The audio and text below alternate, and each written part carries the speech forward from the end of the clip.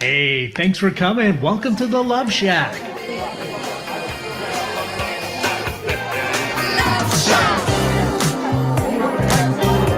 Hey, welcome to the Love Shack. It's a little old place where we get together, explore fresh perspectives, and eavesdrop on juicy conversations and uncover the mysteries that nobody talks about, but absolutely influences our relationships. If you are struggling with your special someone, just starting out in a new relationship and want to make sure it thrives, this show is dedicated to you.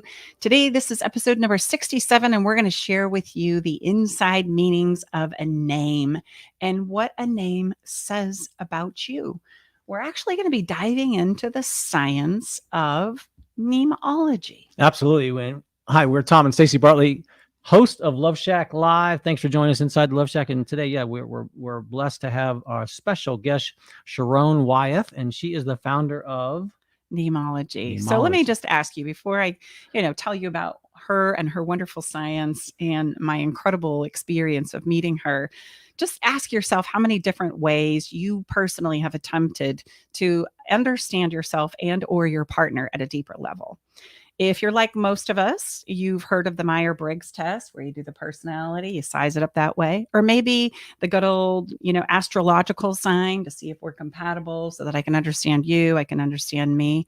And many of us right now, especially in the realm of relationship, have read or have been heard of the 5 love languages to help us understand how does this whole relationship dance work.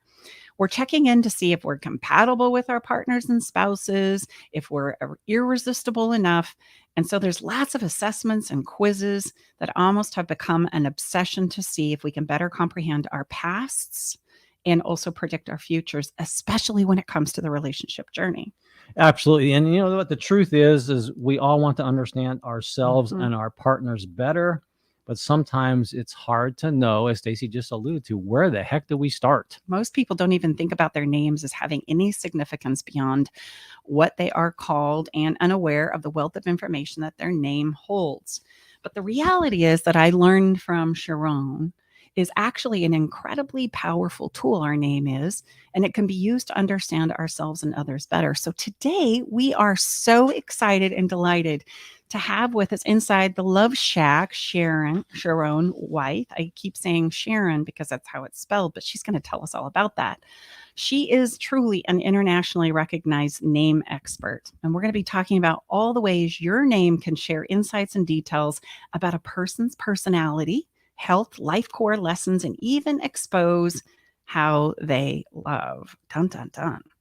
Because knowing the meaning of your name and the significance of it can give you a deeper understanding of yourself and the people that you are around. Now, I'm just going to say, I'm going to be the elephant in the room right here. I have to admit that when I first read about Sharon and her work and her science before I met her and we actually had a deep dive, I was honestly very, very skeptical. I thought, come on, right? I mean, there's so many questions to ask, but you know what? We're going to ask those questions that I asked her as she explains to us the science. And I need to tell you, when we were done spending our time together, she shared with me some very moving, powerful, and important insights, not only into my life, but the life of my parents who have unfortunately passed already. And all from your name. All from their names. And your name. Yes. After listening to this podcast episode, I promise you're going to want to know more about your own name and the names of those around you. So stay with us as we take a quick break. We'll be right back.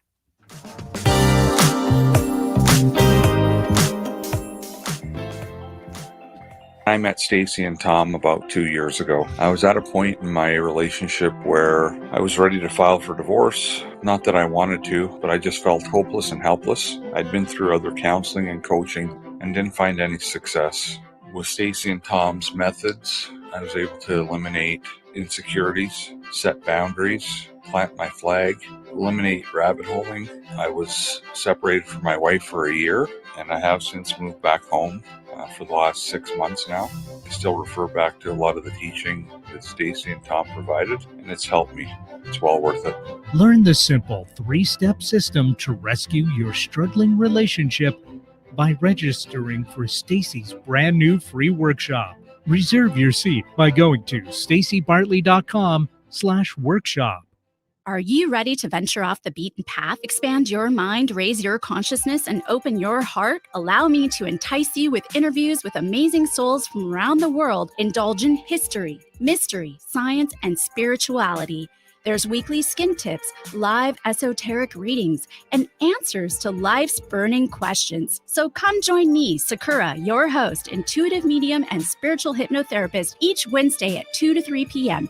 right here on KKNW for Love from the Hip. This is Nathan Mum and Mike Roday from Tech Time with Nathan Mum. Hey, Mike. Yeah, what's going on? How about starting the year 2022 off with a bang with a big announcement? Oh, yeah, what kind of big announcement do we have? Well, we are expanding. We are expanding the Kixie 880 AM. Don't you worry, KKNW 1150 listeners, because we are still going to be broadcasting on Saturdays and on Thursday mornings, so you will not miss our show. Listen to Tech Time Radio at KKNW 1150. Hallelujah. Make us part of your daily routine. Alternative Talk 1150.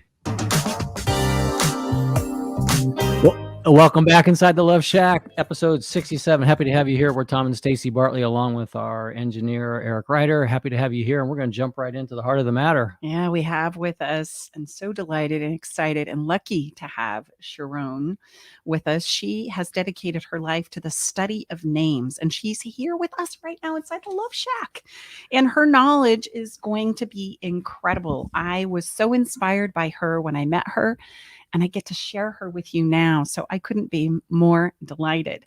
She's going to reveal how your name can offer insights into your strengths, your challenges, and the purpose of your life. Sharon is the founder. She is the gal. She is the girl that created this science. She's the founder of Nameology, which is the study of the placement of letters in a name. And after 15 years of research, she has assisted many businesses and individuals in deciphering their names, strengths, challenges, and purposes in life. She's also written several best-selling books on the topic and is a frequent guest on both radio and television programs. Sharon, welcome to the show. It is so great to have you here. Thank you. Great to see you again, Stacy, and to meet you, Tom. Thank you. That's true. So again, I had said this on the intro, but in the spirit of full disclosure, I was so skeptical when you and I first met. That's probably maybe a common thing. Like, come on. Very common. Really? My name's going to give all of this away, right? And you have a fascinating story about how you started to put the parts and pieces together to this science before you became the wonderful, extraordinarily name-rich scientist that you are right now. Would you tell us a little bit about that story? Well, it was when I was 20 and I was 26 and I was putting together the names in the seating chart of my kids. It was in my 7th year of teaching. And so what happened was I randomly put them down because you want to be able to tell children where to sit when they come in on the first day of school. But I realized that my brain was saying, don't put, Stacy anywhere close to the front or the side or whatever. She's going to be stubborn. She's not going to want to change your seat. Put her over there on the side. And don't put a Joshua and a Julie together because they're going to be clowns, but separated, they'll be okay. And so I started thinking after a while, I thought, wait a minute, I don't know these kids yet. All I know is their names. And so I was curious and I wrote down what I was feeling about every single child. And I put it away until winter break. And I thought, I'm going to look at this later. I want to get to know the kids for who they are. So when I looked at it at winter break, I was amazed at the accuracy of what my brain had picked up. Now, my brain is thoroughly trained in patterns because I'm a math major and I have my master's degree. And yet there's no math in what I'm doing with names. Okay. I don't want to scare anybody. It's just letter and letter placement.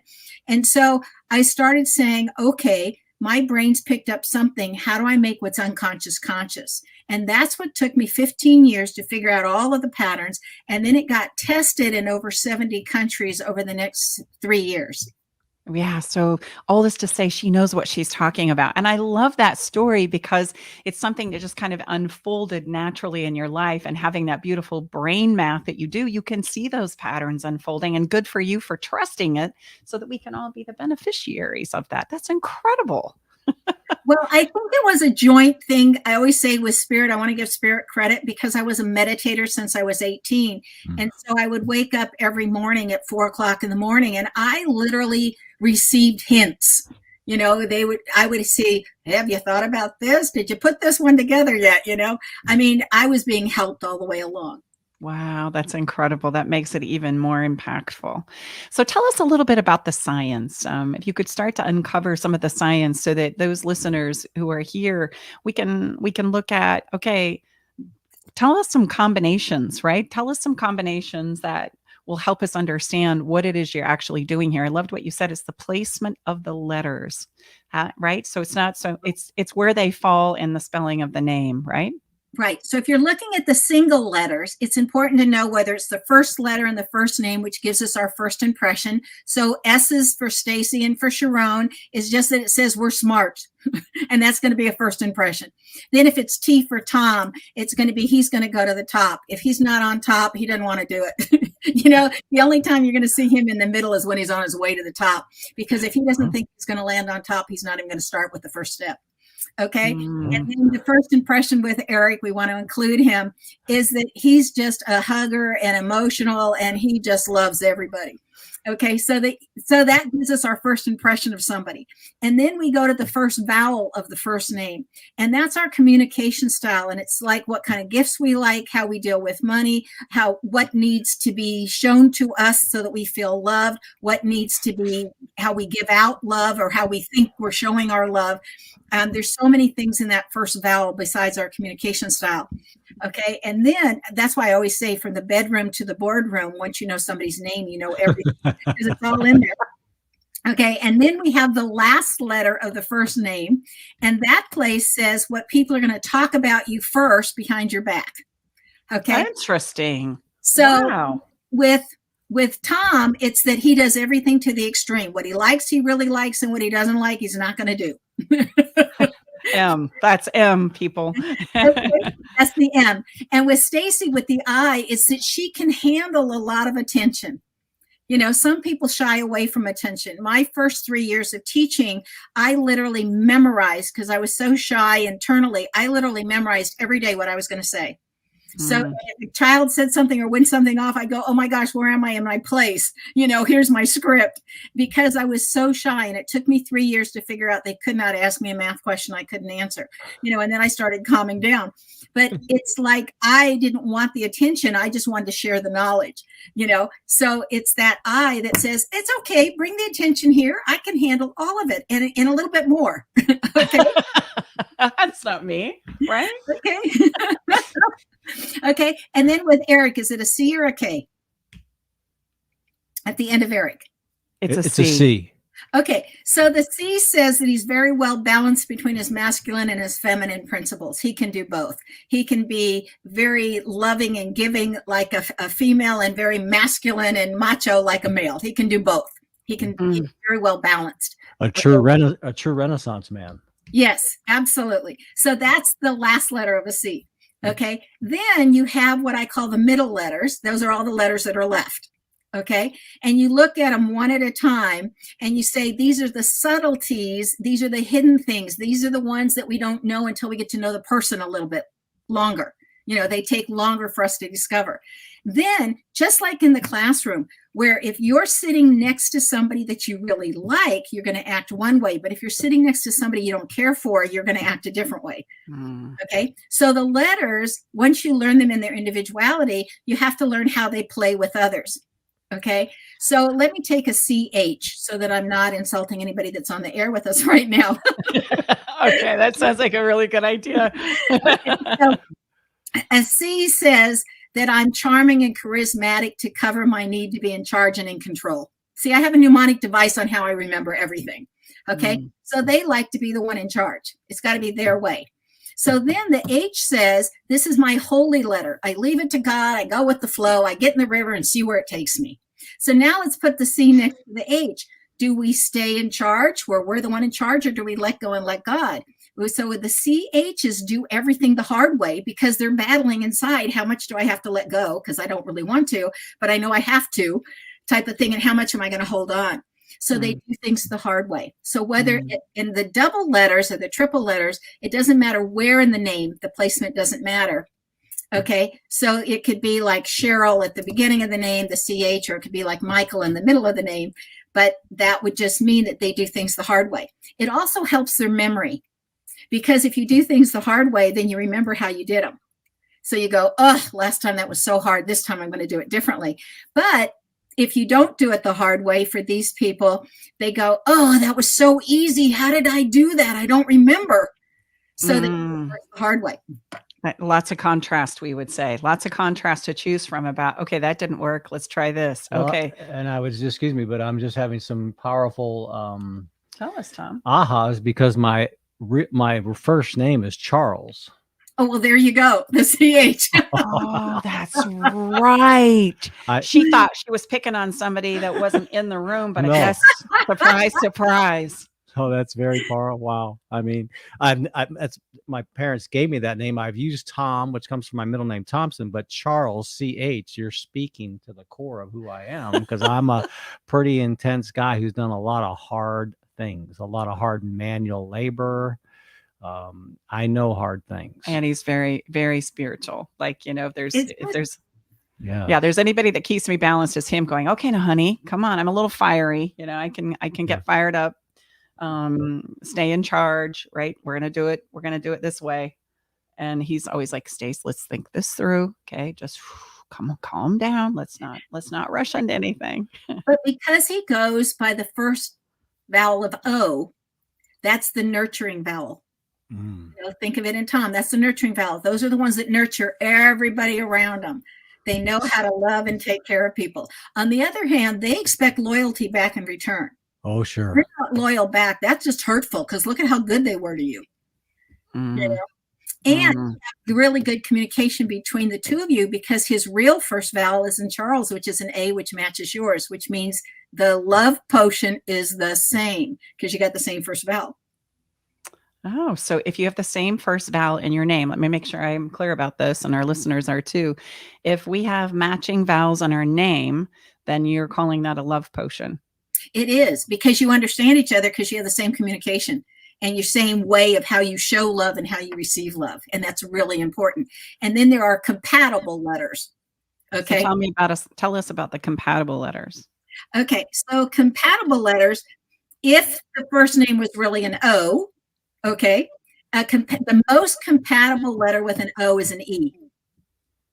Okay. Because O's like to be in charge. A's don't need to be in charge. They just need whoever's in charge to be competent.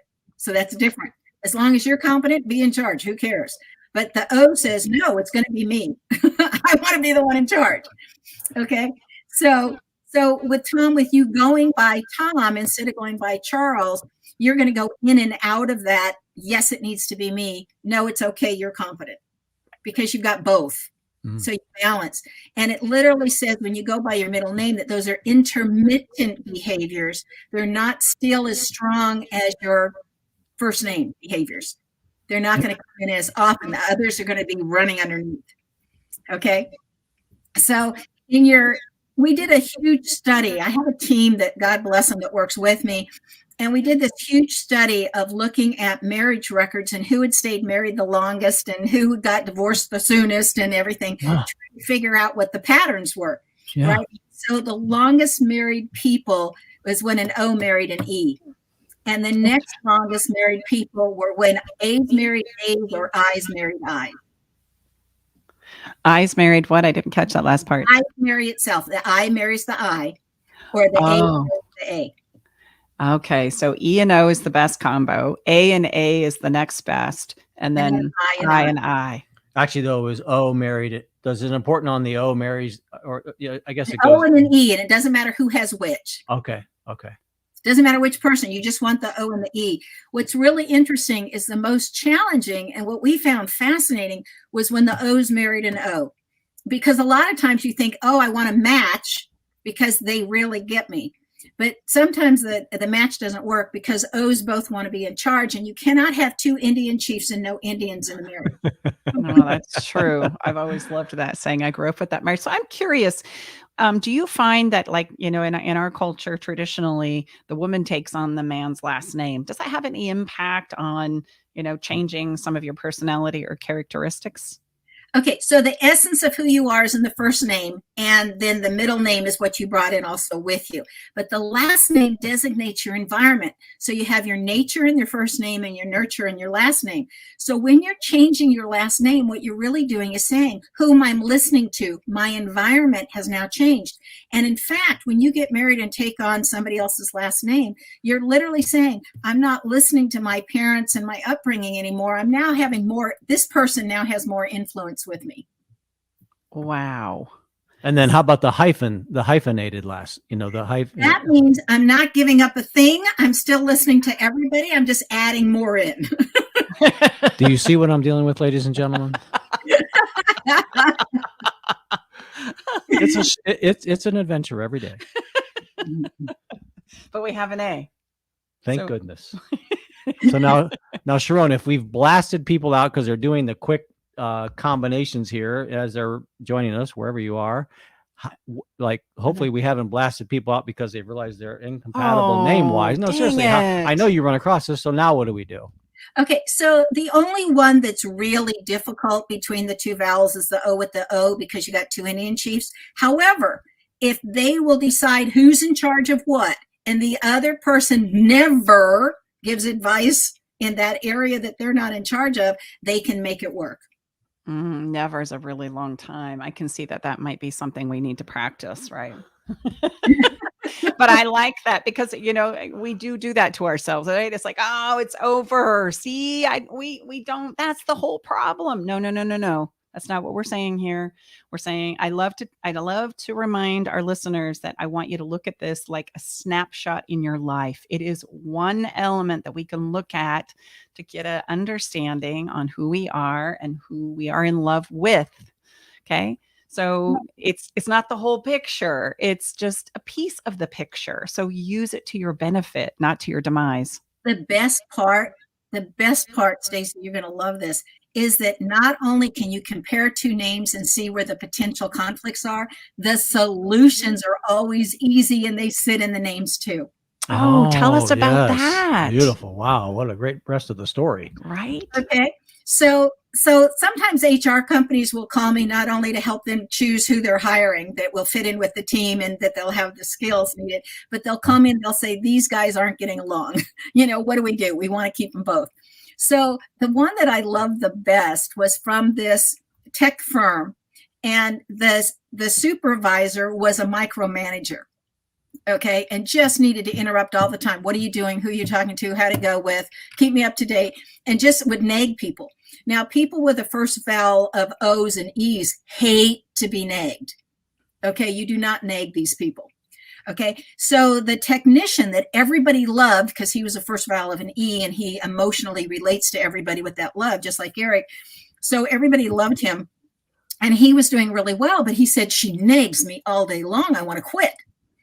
And she said, but he's not keeping me informed enough, So I said, it's really easy. He doesn't want to be micromanaged, but you want to be kept better informed.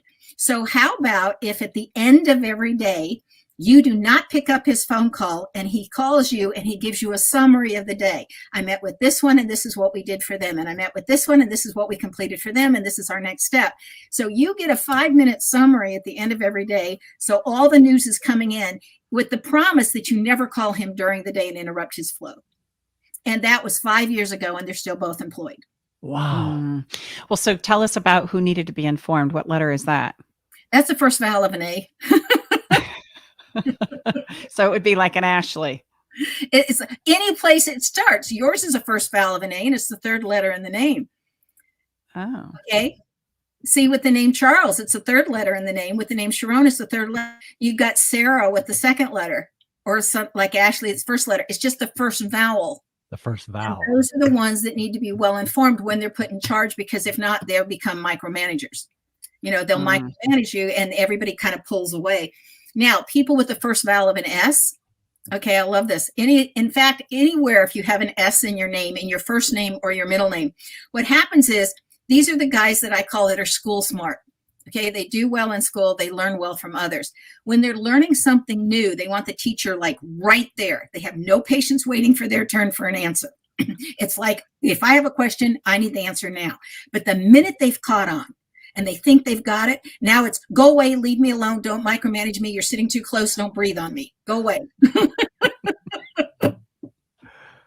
Yes, very much. So we were just having a conversation about that before we did the show. So I can imagine, Sharon, after you really got an understanding of how your intuitive placement of your students then was backed up by your research and science, it made the flow and ease of your classroom pretty significant. Yes. Well, I think I had a natural intuition on people and how, because I grew up in a big family and how they interacted, but it definitely did when I put the kids together in groups. I would move the children the first day of every month that we were in school, each month, because it might fall on a weekend. I would change everybody's seats, and often I would have them work in teams of 3. And so at the beginning of the year, when I did not know the students, I did put them together with their letters and who's going to work the best together and get them off on a good start. And then in February, I would put them with the worst. What are the hardest ones for you to get along with?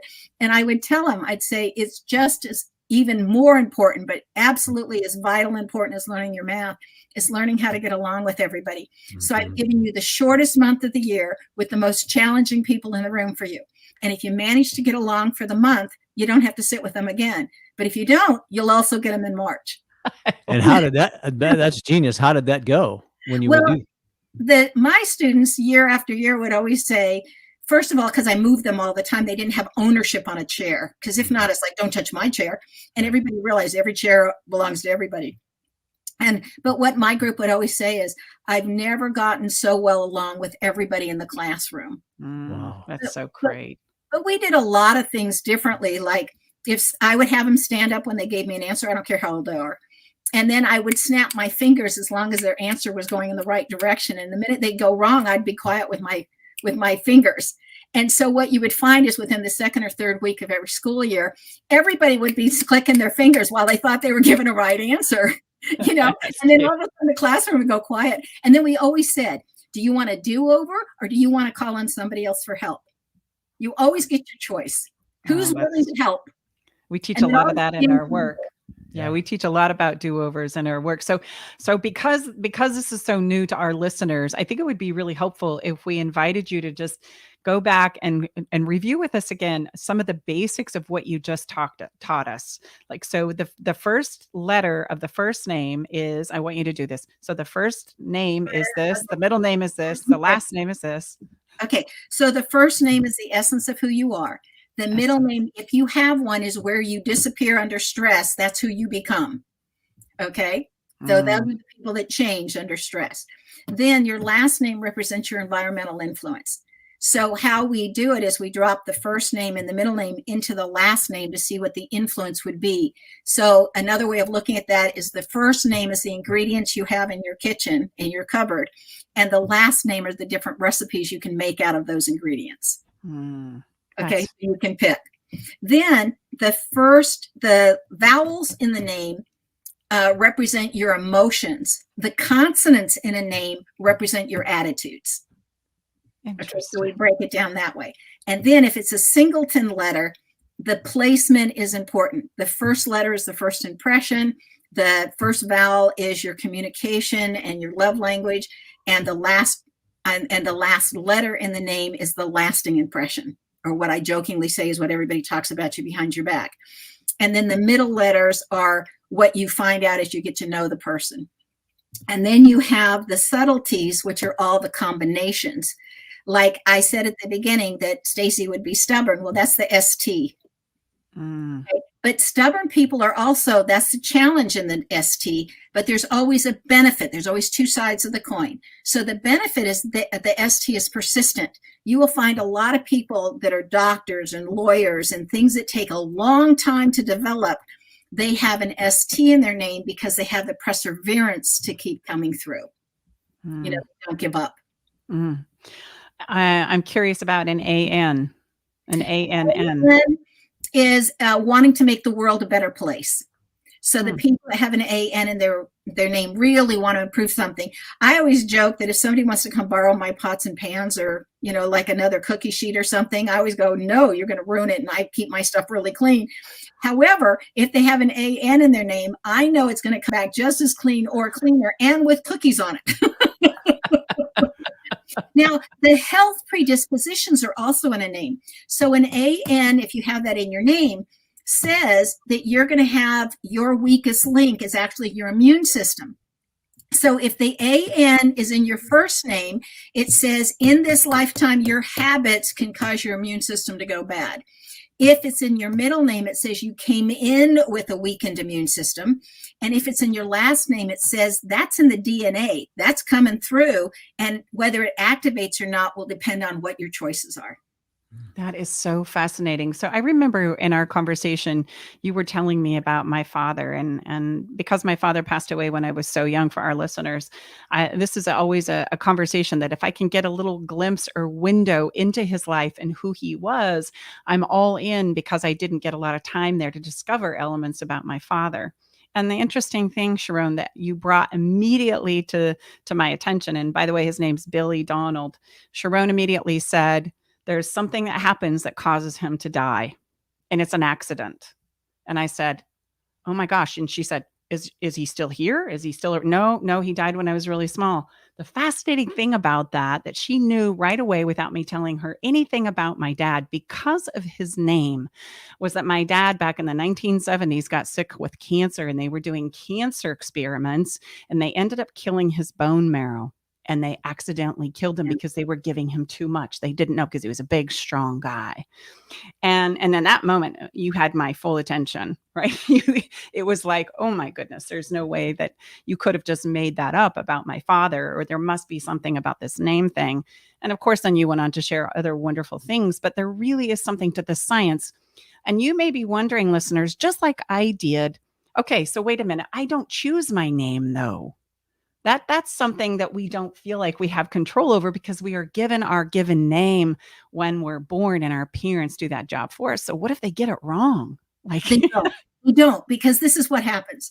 When there were still only 7 religions on the planet, before I jokingly say they multiplied and divided and everybody made up their own, okay, that they all agreed on some basic concepts. And one of the concepts that they all agreed on was that the incoming soul impresses upon the one that's going to name them what we were going to be called. So we actually name ourselves. Wow. And if the one that they're first impressing it on, I have some stories in my book, Know the Name, Know the Person, on how this worked. That there's one story in there that says that the child impressed it upon the mom.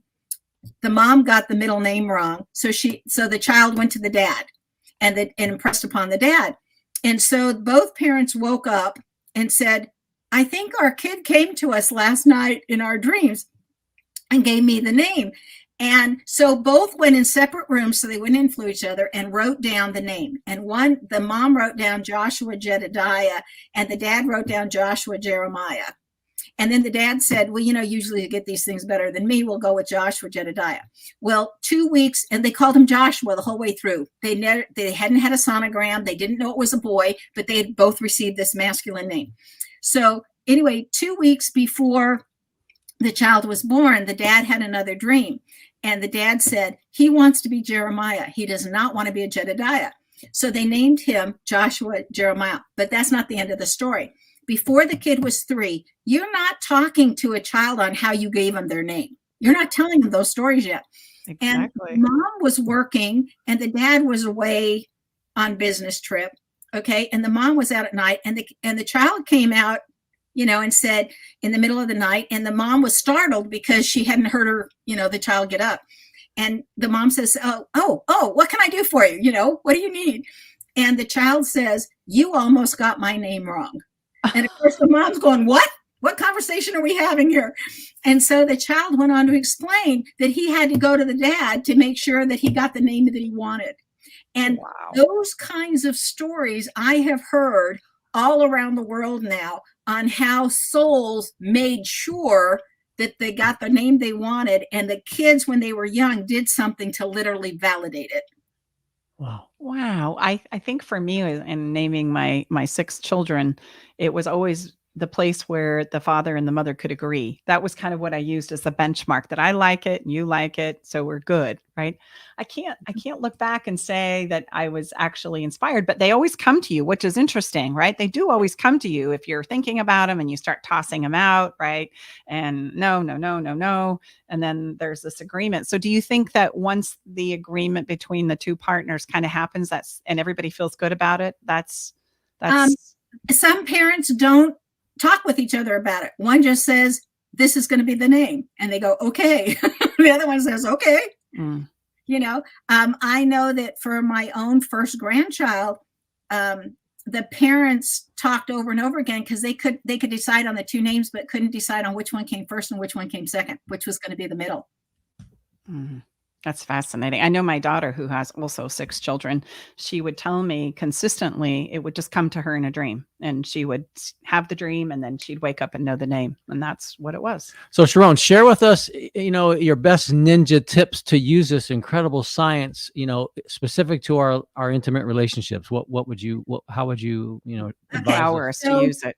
So if you're in the first vowel of an A, if you help them do their work, they feel loved. So if you're in love with somebody who has a first vowel of an A, pitch in, help them get their work done. That's how they feel loved. If you're in with the first vowel of an E and you love somebody with first vowel of an E, touch them all the time. They are so physical, they need to be touched. You walk by, you put your hand on their shoulder. They come in the house, you greet them with a kiss. You give them a hug. You touch them. They need to be touched to feel loved. If it's the first vowel of an I, you include them. You're walking out the door. You're going to go bowling. You don't care that your spouse doesn't like bowling. You still say, honey, I'm going to go bowling. Would you like to join us? You always include them. Honey, I'm going to go to the store. Would you like to go with me, or do you want me to get you anything? You always include. That's when they feel loved. Okay?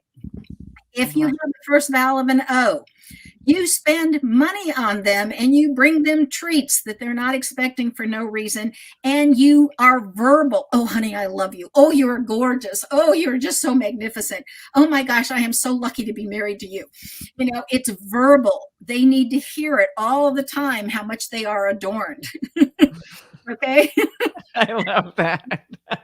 Okay. So that's an O. If it's the first vowel of a U, they love surprises. Now, a lot of other vowels don't like surprises, but U's love surprises.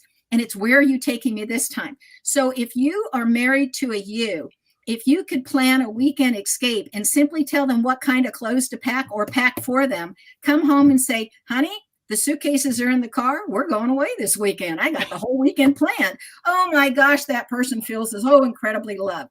Even if it's simple, like, hey, I've got a special evening planned for us. You take them to a play, you give them a new experience. They want to be surprised, and it's something new, it's something different. It's getting out there. Okay, that's a U. U's love comedy clubs.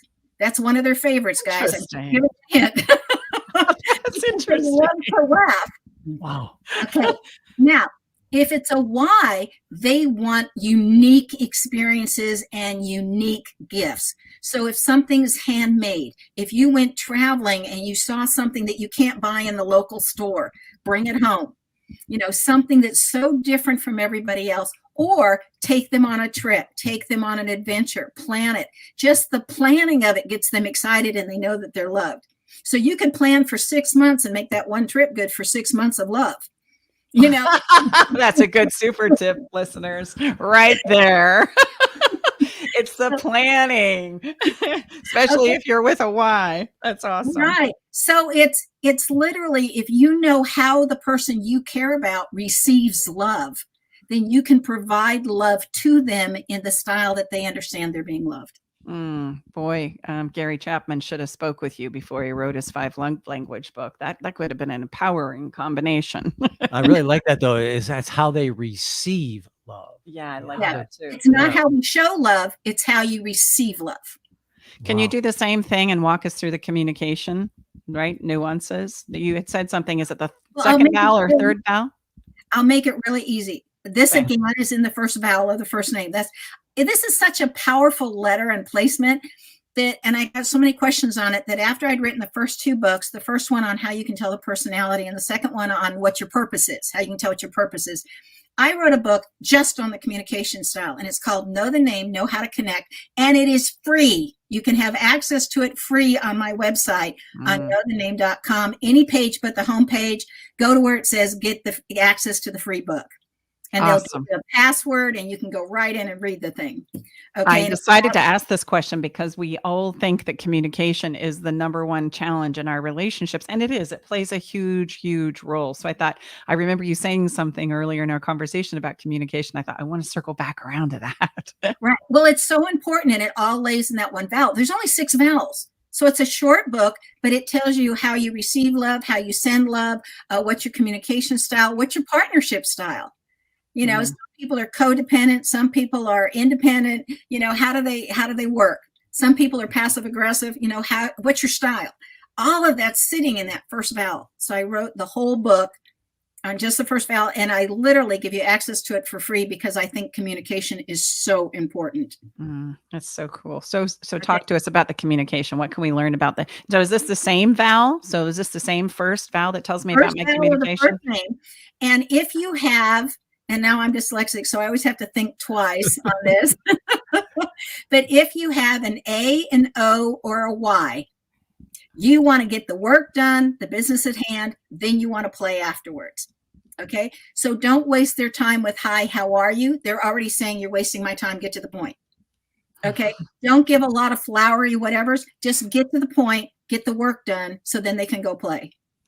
Okay. That's an A, an O, or a Y. So the other vowels, the U, the I, and the E, they need that, hi, how are you? Did you sleep well last night? How's the family doing? They need 10 minutes of connect before you go, okay, I called you because, or I need this. And if you don't give them that 10 minutes of connect, they cannot hear you and they won't get the work done, because all day long they'll be saying, they didn't even ask how I was doing. She doesn't care. Why doesn't she care? How did I hurt her? You know, and they will be so obsessed with how come I didn't get my connection first that they can't work. So you either have to, I think telemarketers ought to know this. If you're calling an A, an O, or a Y, it's, I'm calling to give you this deal because you can save this much at this time. 20 seconds, get to the point. We'll decide yes or no, and we'll listen more. But if you start with, hi, how are you? We already want to hang up. You know? But if it's an E, I, or U, if they don't start with hi, how are you, they want to hang up. You know?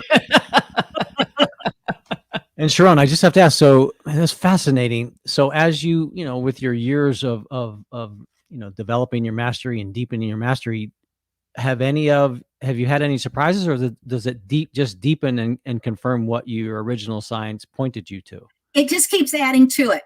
So for an example, I started just figuring out the positive traits in the name. And then I had this job as a vice principal at a high school. And I'd always been an administrator, like an academic dean or a good guy, you know.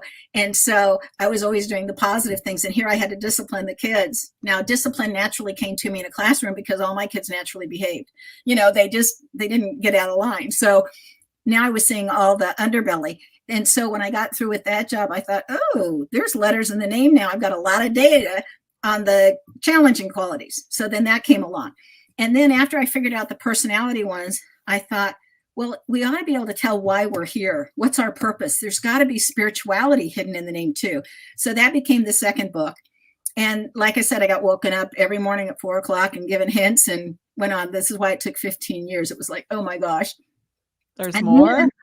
And then after that, the latest that I've been doing is on the health issues. So that book's going to come out in a short amount of time.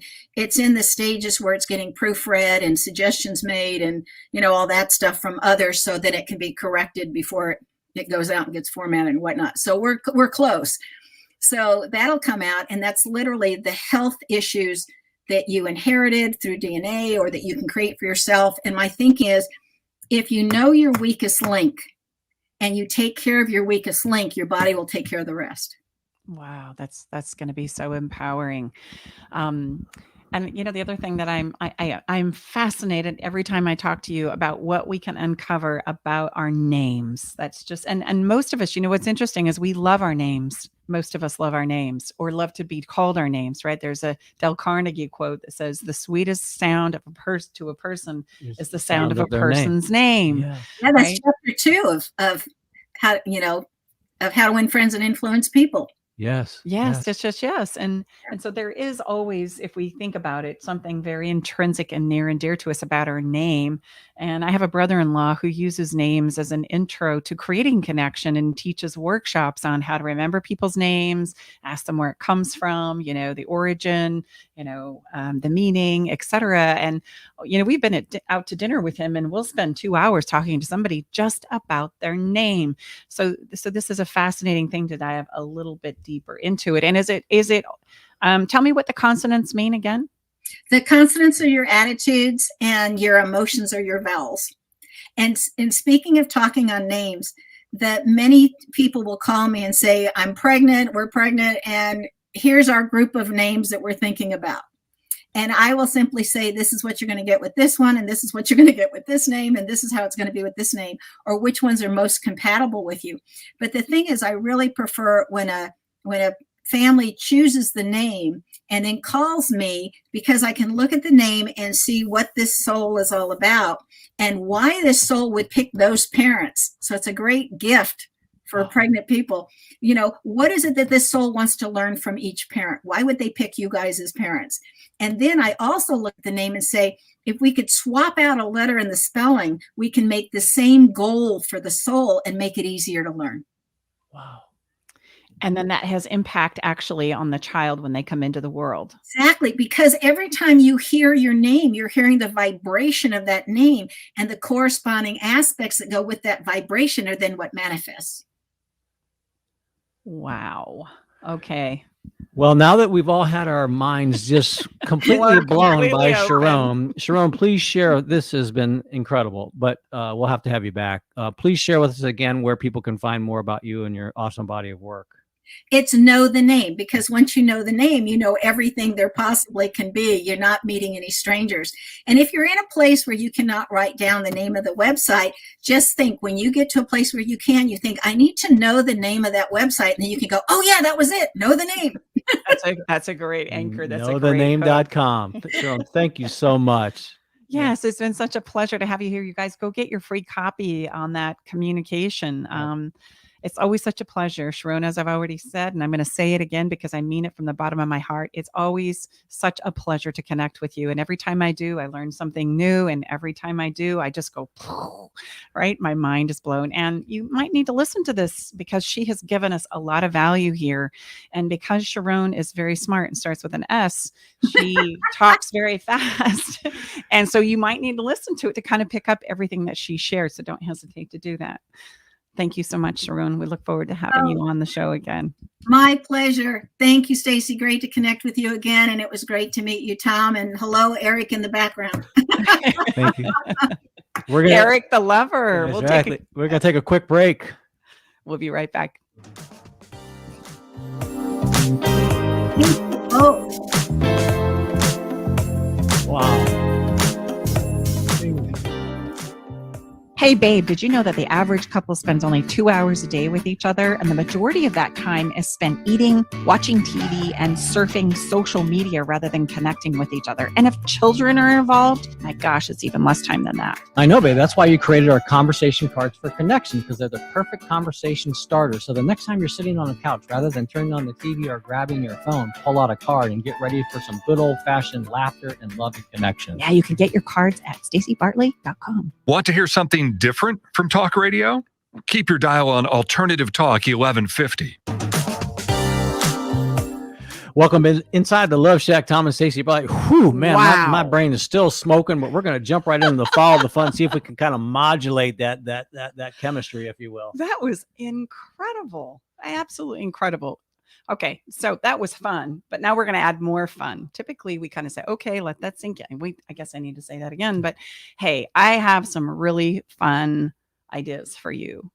I think that we together, as part of the Love Shack and in the privacy of your own home, should create a month of the blank of the month club. And what I mean by The that is blank fill of the in month that club. blank. Let's Right. create a club where you and your special someone, you can have an experience of bringing in anything that you want to learn more about or enjoy together and experience. So like a as wine part of the wine month. of the month. Yeah, they have wine clubs, right? So Wine of the yes, month. decide on a day and decide on some time where every month you can bring in the exploration of, yes, I love your idea of wine. That's incredible. That's perfect. You try different wines from different places. And so you have a wine club of the month. There's some other ideas too you might want to explore. I mean, of course, you could do, beer, different beers from all over, hops and hoppy, and they have all kinds right now.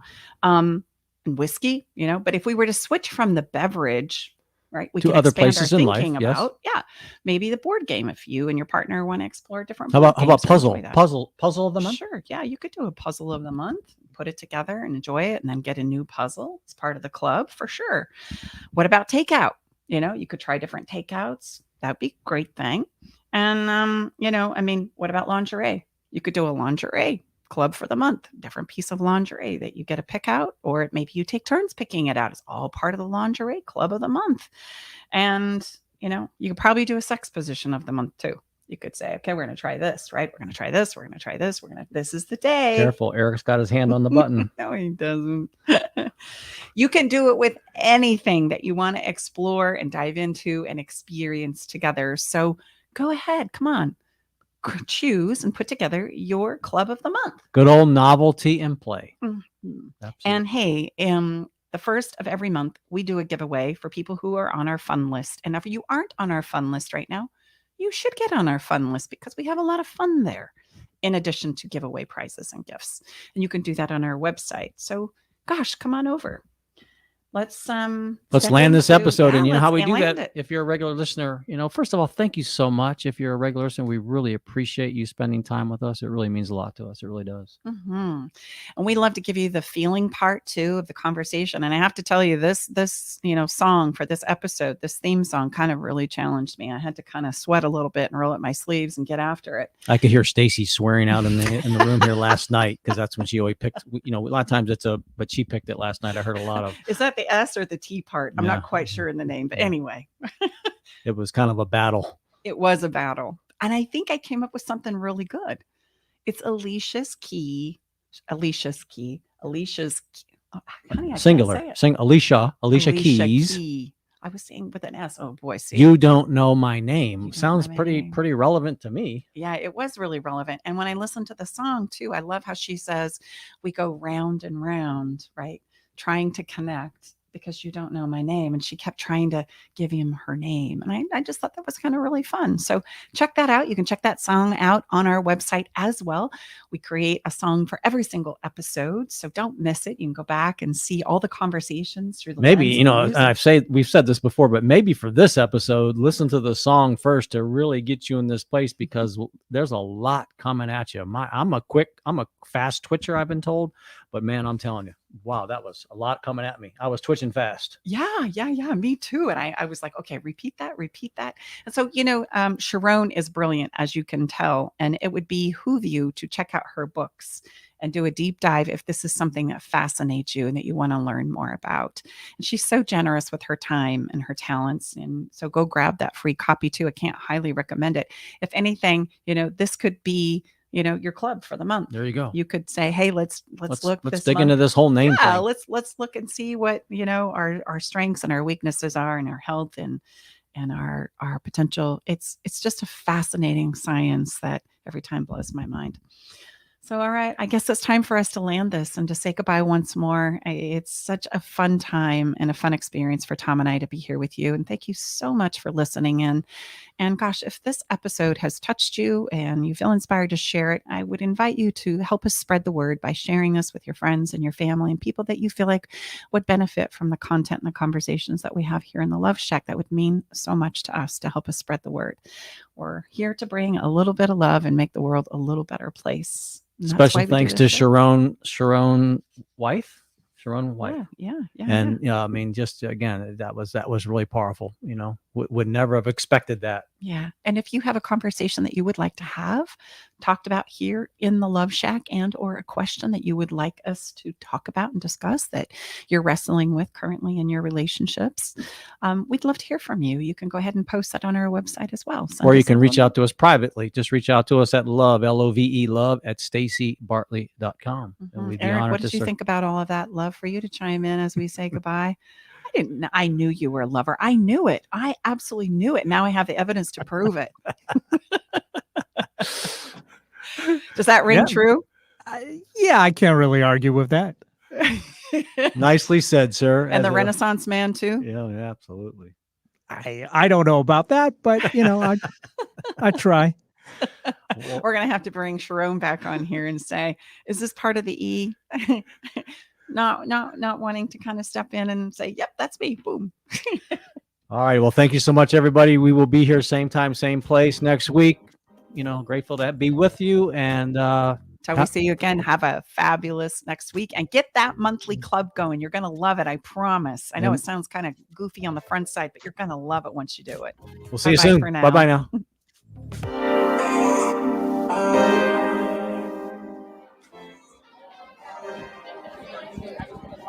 Thanks for joining us today in the Love Shack. We hope you came away with something that made your toes tingle. To learn more about everything you heard on today's show, go to stacybartley.com/podcast. Love the show? Help us spread the love by sharing the show with others.